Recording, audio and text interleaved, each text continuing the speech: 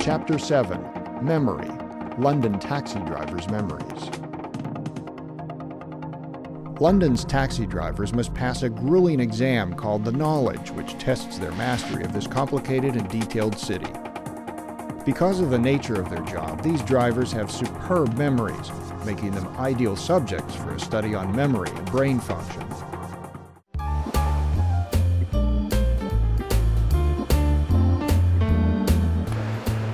London's legendary taxi drivers are the Olympic athletes of memory. Navigating the intimidating labyrinth that is central London, they must create an intricate mental map consisting of thousands of streets, landmarks, and locations. London is such an enormous city.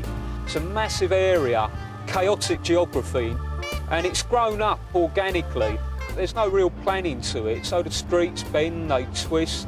Thanks, mate. Can you take me to Albert Hall? Cheers. When somebody gets in your cab, they'll say, take me to so-and-so, and it's got to be like that. You've got to know instantly where you're going, which way to be pointing. So there's a lot of retention. You've got to retain a lot of what you've learned as well. Retaining or remembering the twists and turns of London is key to the success of its taxi drivers. Scientists believe that the key to memory, in turn, lies in a region of the brain called the hippocampus. The hippocampus is a part of the brain deep in the brain. It's on the sort of insides of what we call the temporal lobes, which are the parts of the brain immediately to, either side of the temple, just behind the bone there. There's two structures, one on each side, critical for laying down new memories. It would stand to reason, then, that the hippocampuses of London taxi drivers must be very well developed.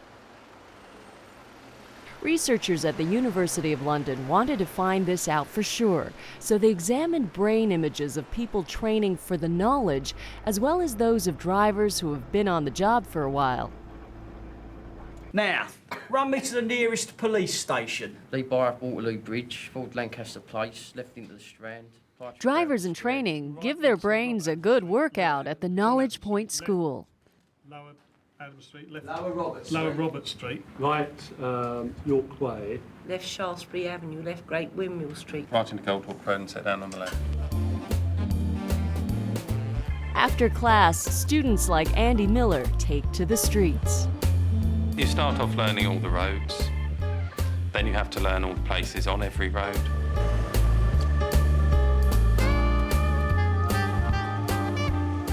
With all the routes that you have to do for the Knowledge, you couldn't possibly do it on a map. You have to get out on your bike in the rain, the cold, the snow. You learn it bit by bit. The brain is gradually gathering more and more and more information. As long as you keep remembering and revising streets, they will stay in your brain.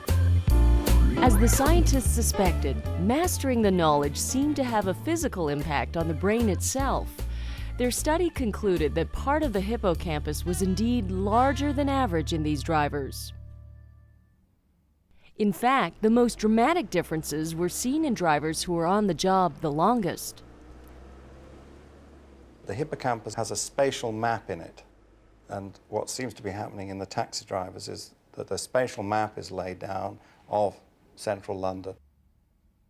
And laying this down causes the connections to develop and grow and more of them to form, and that makes part of the hippocampus get bigger. This study suggests something we presume not possible, that parts of the adult brain can actually grow. Once, people wouldn't have dared to dream the human brain might possess this kind of adaptability. But the London taxi driver study has given scientists reason to hope. Perhaps one day doctors can use these insights to help restore the minds of stroke victims, Alzheimer's patients, and those suffering brain traumas. What did scientists discover about the memory and brain function of London's taxi drivers? And what implications could these findings have for future research?